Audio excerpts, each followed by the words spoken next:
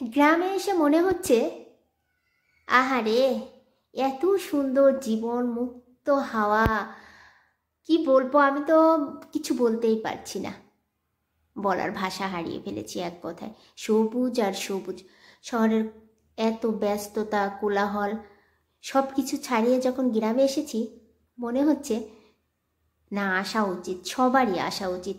অন্তত বছরে একবার হলেও গ্রামে এসে কয়েকটা দিন থেকে যাওয়া উচিত। আসসালামু আলাইকুম এভরিওয়ান, সবাই কেমন আছেন? আশা করছি সবাই ভালো আছেন। নতুন একটি ব্লগ ভিডিও নিয়ে চলে এলাম।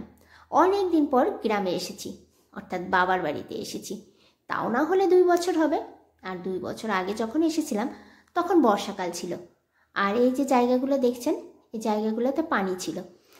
আমাদের গ্রামটা বর্ষাকালে একদম পানিতে ডুবে থাকে, আর অন্য মৌসুমে এই যে এত সুন্দর, অর্থাৎ বর্ষাকালে একরকম দেখতে, ওটাও অনেক সুন্দর। আর এই যে এই মৌসুমটা অর্থাৎ শীতকাল, শীতকালের সৌন্দর্য আবার অন্যরকম।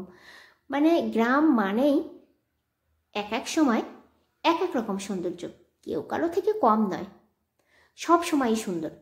গ্রাম দেখতে সুন্দর, গ্রামের মুক্ত হাওয়া, সব কিছু এক কথায় গ্রাম সুন্দর।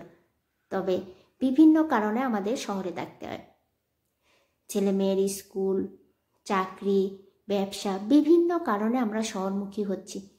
কিন্তু গ্রামকে কি আমরা ভুলতে পারি? কখনোই না।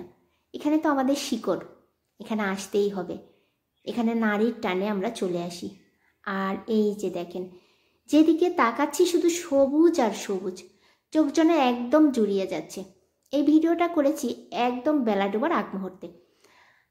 অনেকটাই অন্ধকার নেমে এসেছে, মাগরিবের আজানও হবে। এটা হলো আমার বাবার বাড়িটার পিছন সাইড। আর এই জায়গাটা এত সুন্দর যে আমি একটু ভিডিও নিয়ে নিলাম।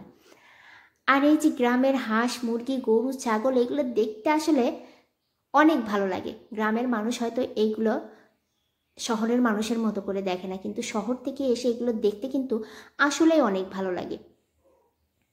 তো এই যে দেখেন, হাঁসগুলো কি সুন্দর ভাসছে। মোট কথা যা দেখছি তাই ভালো লাগছে। অনেক বছর শহরে আছি, আর যখনই মাঝে মধ্যে গ্রামে আসি আসলেই ভালো লাগে। মনে হয় যেন সারা বছরের অক্সিজেন পেলাম। কি আর বলবো, আমি তো আসলে ভাষাই খুঁজে পাচ্ছি না।